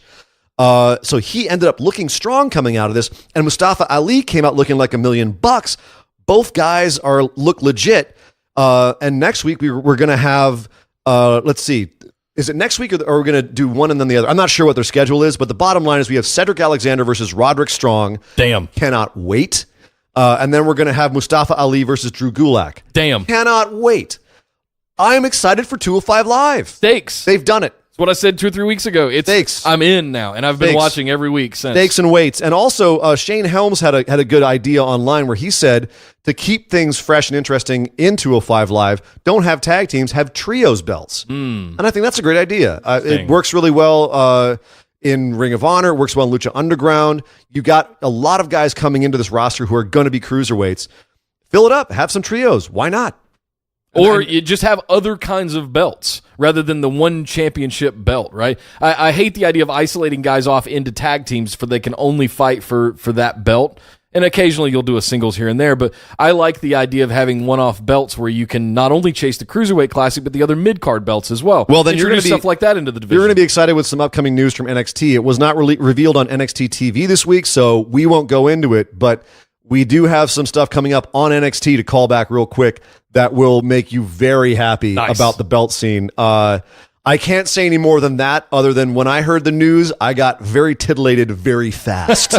I am super excited for what they're going to be doing with belts over in NXT and hopefully what they will end up doing on 205 Live. Well, let's head over and talk about what went down on New Japan this week. We had the 46th anniversary show, which, you know, a couple of notable points. Ian, why don't you run those down for us? Yeah, no, this was a fairly standard big show for them. You know, a bunch of tag matches to kind of build ongoing stories, and then they had a few big matches at the top of the card.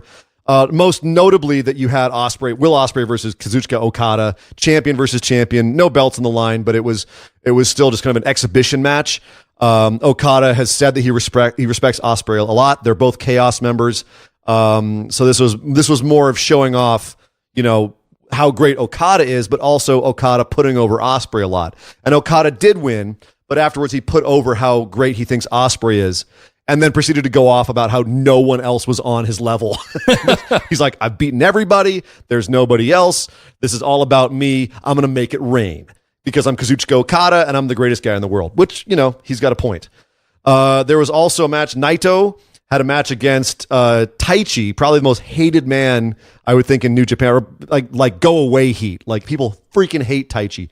People didn't hate him in this match. People loved him. I don't know why people were chanting for Taichi in this match. It was crazy. Is that because Naito just murdered him? At first, Taichi was definitely, they were having an even match, and then Naito took Taichi's microphone that he uses to sing to the crowd with and broke it over his head and then tried to snap it over his knee, and the crowd was immediately back on Naito's side, and of course he won. But yeah, it was fun to see Naito lose his composure a bit. And then, of course, we also had an Intercontinental Championship match. Togi Makabe faced off against Minoru Suzuki. You can kind of guess how that went. Speaking of murder, yeah, Togi got murdered, and then Minoru blasted the crowd in a great promo. It was a lot of fun. I recommend checking that one out online. There is a subtitled version. It's great. In other news, we also had a three-way tag team championship match. Roppongi 3K showing Yo are the champs. And they faced off against Los Ingobernables, which was represented by Hiromu Takahashi and Bushi, and Suzuki Gun, represented by El Desperado and Yoshinobu Kanemaru. Kanemaru slapped the absolute crap out of Sho. I mean, it looked a lot like TJ Perkins' chest at the end of the CWC. It was gross. It looked like Walter had been chopping him. So that was and Suzuki Gun won. They beat Sho and Yo. They're your new junior heavyweight champions. Damn. And that's pretty much all from this show. We do have the New Japan Cup coming up starting at the end of the week. First round matches include Naito versus Zack Sabre Jr., so that should be good. I'll talk about that next week. Super Junior's coming up soon as well. That's coming up later on. And Strong Style Evolved in Long Beach is coming up later in March as well. Have we gotten tickets yet? We have not. I don't know if we will, man. That March is booked up pretty well. Sold out like a mother. Although, I mean, that's going to be a great show. Just even in like the spectacle matches like Rey Mysterio versus Jushin Thunder Liger. Yeah. It's going to be some good stuff. Wow. Well, hey, going back to the WWE for a second, we have to talk about the interaction of Alexa Bliss and Braun Strowman on the Mixed Match Challenge episode this week. Full disclosure, I have not watched the full episode yet, but I did see the clips of I'll say cat fighting. Even if you watch the highlights from this, even if you don't watch the whole episode, it's worth it just for the physical comedy between everyone. This week it was Braun Strowman and Alexa Bliss versus Jimmy Uso and Naomi. Yep. And my God, first the stare down in the ring where Alexa Bliss tells Braun to hold her belt and then jumps at Naomi like, I mean, I can only describe it as like a Looney Tunes, the little dog in Looney Tunes, like, let me at him, I'm gonna get him. And Braun just holds her back with one arm and she's just flailing. And Naomi's doing like the windmill hits at her as well. Oh my God. There's at least 3 times in this match I laughed out loud. In addition, they're playing up this whole sexual chemistry between Alexa and Braun thing, and it's the best version of that angle I can remember them doing in WWE, because it's not too overdone. It's just fun enough that it's there. But there's a couple times where like Alexa gets thrown out of the ring and Braun catches her and they exchange like a look like, oh, hey, I mean, we have to get back to the match. Right. It's so much fun. The Mixed Match Challenge continues to be complete, wonderful sports entertainment that's just light and fun, and there's nothing heavy about it, and I love it. Well, you know me. I love some Alexa Bliss and some Braun Strowman. And you're you put the two of them big together. brother. Yes. You feel like you are Braun Strowman with your giant beard over there, and you feel big brotherly towards Alexa Bliss, which is a little bit weird. Yes, Buddy Murphy. Big brother, not anything else. Buddy Murphy could eat you. I know. And he weighs less than I do. But he could still eat He me. probably weighs less than you do, could probably bench press you. Hey, let's talk about Ring of Honor. They've got their 16th anniversary show coming up. Moving on. Yes. They do indeed. They released their show card. It looks really good. Really good list up here. You have two Women of Honor tournament matches. Speaking of tournaments, they do have their Women of Honor tournament going on there. Obviously, the champion will be crowned at the end. Two matches on this card. Tennille Dashwood, formerly known as Emma, versus Cody's wife, Brandy Rhodes.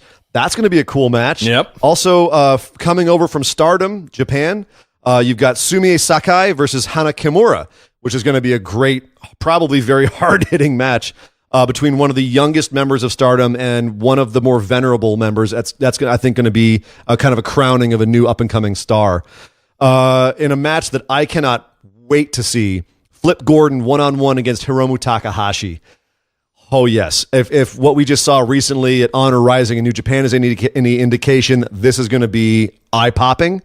We've got Punishment Martinez versus Marty Scurll. I think Punishment Martinez is probably one of the most underrated wrestlers in the world right now. He's amazing. Great character, great ring work. Against Marty Scurll should be really good. The villain. The villain himself.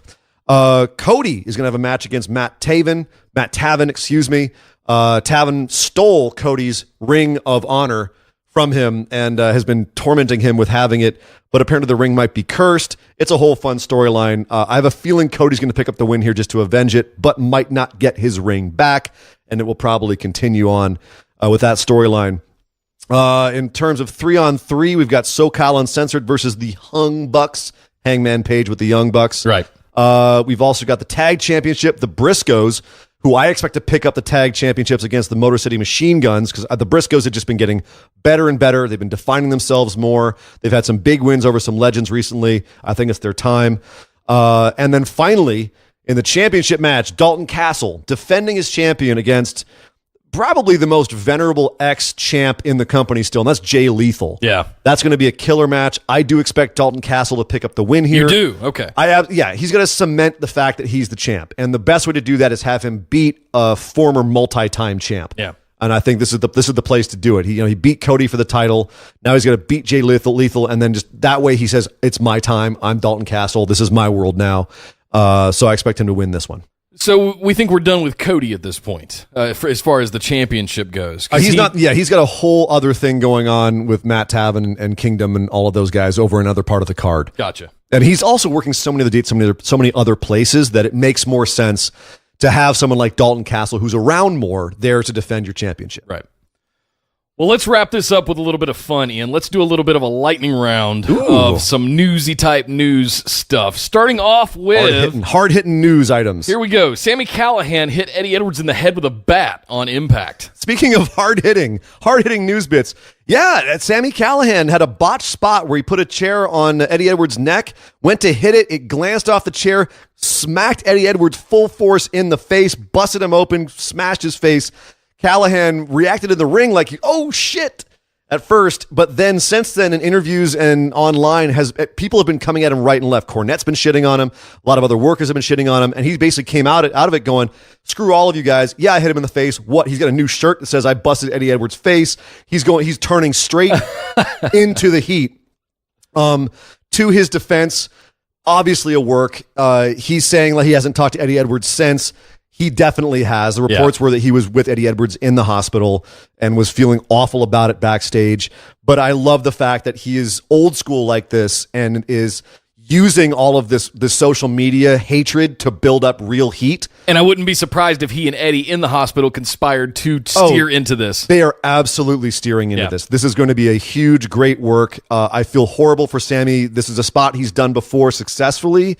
It is a dangerous spot. He screwed this one up, and I'm pretty sure backstage he's taking responsibility for this. Sammy's not known as being 100% nice guy, but this is definitely a work, and I think it's a smart work. Yeah. Jonathan Coachman, has been named in an ESPN sexual harassment lawsuit. WWE's response? They're saying we take these matters very seriously and are investigating, quote, unquote. Coach was just named in it. He's not actually someone who's being sued by this woman from ESPN.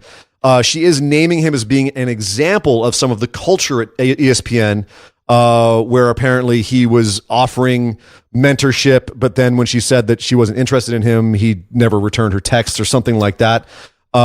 He's responded by saying he's turning right into this as well and saying this is BS. I've never been so insulted in my life. I'm not the kind of guy. My reputation speaks for itself. So I don't think we're going to see any repercussions from this, at least on Coach's end. He's not deep enough mired in this lawsuit to see any repercussions. And there's a lot of circumstantial evidence that's actually, he's being defended as well by Jamela Hill, who works over at ESPN still. So there's a lot of different talking heads going on at ESPN that are involved. Coachman is definitely a tertiary player in this. I don't think we're going to hear a whole lot more about this. Well, hey, what is this about Fabricio Verdum becoming Brock Lesnar Part 2? Okay, so he's an ex-UFC MMA champ. Like he's a big dude in MMA. Sure. He had tweeted out that he was having pro wrestling meetings in San Diego this week. And I guess everyone took that as being he's interested in WWE. He clarified later on Twitter saying no, he was thinking about going to do pro wrestling in Lucha Libre in Mexico, and that's what he was down here for. So he squashed the WWE rumors pretty quickly. Obviously, you take everything with a grain of salt. So maybe he was meeting with WWE and he's trying to throw people off the scent. But yeah, this may just be a non-starter as well. Well, it looks like we're going to have a bit of a dream match, maybe, with Marty Scurll facing off against Pete Dunne. Yeah, Destiny Wrestling on April 29th. That's going to be a nice match. If anyone out there is getting to see that or finds out more about it, I'd love to know more about it because that sounds like a delicious match. Yes, absolutely. Speaking of Marty Scurll, hey, Mick Foley puts over the Bullet Club in general and the Young Bucks in particular on Facebook after a show at Northeast Wrestling in Connecticut. Yeah, Mick Foley had a Facebook post where he basically said the Buckamania has run wild on him, to quote him exactly. But it was basically just his way of saying, look, it's really cool that these kids and Kenny Omega and a lot of these other indie guys have basically made themselves a fortune because of industry, because of work ethic. He was saying how insane the merchandise is for Bullet Club and for Young Bucks and everything. And as Mick Foley is an old school hustler when it comes to his product and when it comes to selling his merchandise. I mean, you look at him in the ECW days and he's famously, notoriously stingy with his money. And I don't mean any of this as a disparagement. Yeah. I think it's actually a very strong characteristic to have. Unlike some wrestlers, who just throw their money everywhere and buy themselves Rolexes and limo rides and jet flying and all the rest of it. But Mick is basically saying like he's so impressed by these guys. It's a lot like back in the day where you didn't work for WWE, WCW, you had to just hustle for everything. It's a whole new world now, and these guys are making so much money by themselves. They don't need WWE or any of the other big companies. They're going all over the place and doing it their way. And it's just a great article that he wrote about how impressive that is and how impressed he is with it. They have built a giant brand around that group with Huge. T-shirts, YouTube following, social media following, everything. Yeah. So, if you were to take a shot for every Bullet Club related T-shirt in an audience at any given WWE show, you'd die. Yeah. You'd die. There are as many out there as Roman Reigns or John Cena or any of the biggest merchandise shirts in WWE. You have as many Bullet Club related shirts in the audience. Crazy. Wow. Well, hey, a couple of weeks ago, or maybe it was last week, we talked about bar wrestling and going to see that down in Los Angeles. Yeah, Joey Ryan's bar wrestling. Yep. Well, there's a little bit of news about that this week. So Briley Pierce, as he's known in NXT, he's also known as Hot Young Briley over in bar wrestling. And he was kind of for lack of a better word, kind of a goofy jobber. Okay. People loved to hate him. He's one of those characters. So he is also known as Ryan Nemeth. He's Dolph Ziggler's brother. Gotcha. In real life. He looks to be heading back to NXT, but on the way, he talks some smack about bar wrestling in general, and Joey Ryan in particular, saying that, you know, it is what it is. He's not a big fan of the company or of Joey Ryan or how they booked him, and he's glad to be gone. So it's a bit of a bummer to read. Obviously, you and I are fans of Joey Ryan. Bar wrestling is here in LA, and it's kind of one of our hometown federations, for lack of a better word. Right. But it's kind of a bummer to hear. But we look forward to seeing Briley back in NXT, and I'm curious to see what happens with him there. Well, speaking of LA, the fire department here, the LA Fire Department saved The Rock's 2-year-old baby girl, Jasmine. Yes, this was crazy. The mayor retweeted this and sent out a big message to him. You know, Rock sent out a big thank you to the LA Fire Department, and, you know, it was picked up by the media. So we don't know what exactly happened. All we know is that Rock's 2-year-old daughter, Jasmine, got sick somehow. We don't know how. And The Rock called 911, and the operator on the other end talked him through what to do until the LAFD and the ambulance showed up. And Rock tweeted out that he was just so happy with them and so thankful for them because they saved her life, essentially. Yep. She's fine now. She went to the hospital, and whatever was the problem was fixed. But yeah, this was kind of a crazy situation.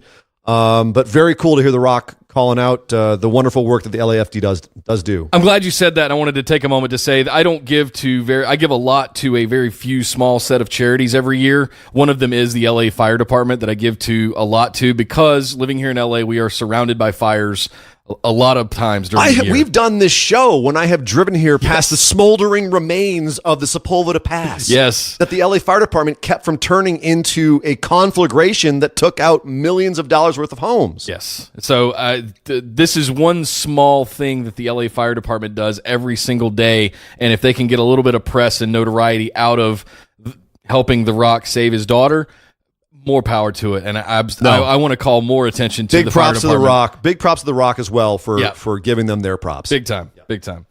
Well, guys, we'll have our Fastlane recap out early next week, followed by, which will be the last hurdle, speed bump, roadblock, whatever you want to use before we get onto the road to WrestleMania. So, Ian, let's break down real quick what we know about WrestleMania as it stands today. Yeah, if WrestleMania were to happen tomorrow, these are the matches we know are going to happen. You've got Brock Lesnar versus Roman Reigns for the Universal Championship. You have AJ versus Shinsuke, so we assume Shinsuke will definitely be in a title match at WrestleMania against either AJ or AJ and Cena, we assume.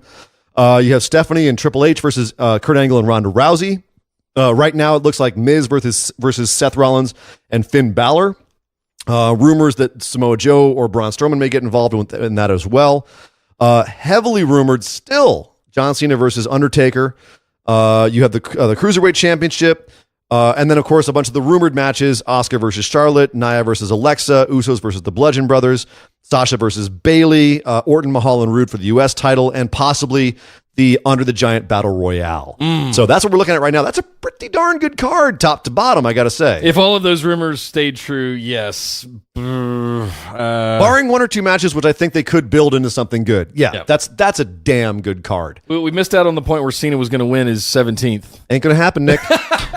Get out of your dreamland. I know the medication's messing up your head, buddy, but come back to reality. Join me here and join us over on Facebook in the Busted Wide Open discussion group. We talk a lot about the current goings-on in wrestling. We post up some funny memes. We make each other laugh. We discuss ongoing news items and have a great time just talking about all things sports entertainment and pro wrestling. Yes, and follow us on Twitter at BWO Podcast. Let us know what you think about each week's episodes, and we'll get back to you with our thoughts as well, if not directly here on the show. If you'd like to support this show, you can head over to orbitaljigsaw.com/store. Pick up some sweet swag for you to rock the next time you go to a wrestling event. And as well, come back and check us out next week. After our Fastlane recap, we will have more on New Japan, NXT, 205 Live, Ring of Honor, and more. But I'm Nick Howell. You can find me over on Twitter at Data Center Dude. And I am Sir Ian Dangerous. You can find me on Twitter at Sir Ian Dangerous. But by God! Will somebody stop the damn match? This show is part of the Orbital Jigsaw Network. For more episodes, subscribe to us on iTunes, Google Play, or Stitcher Radio. For details and show notes from each episode, check us out, orbitaljigsaw.com.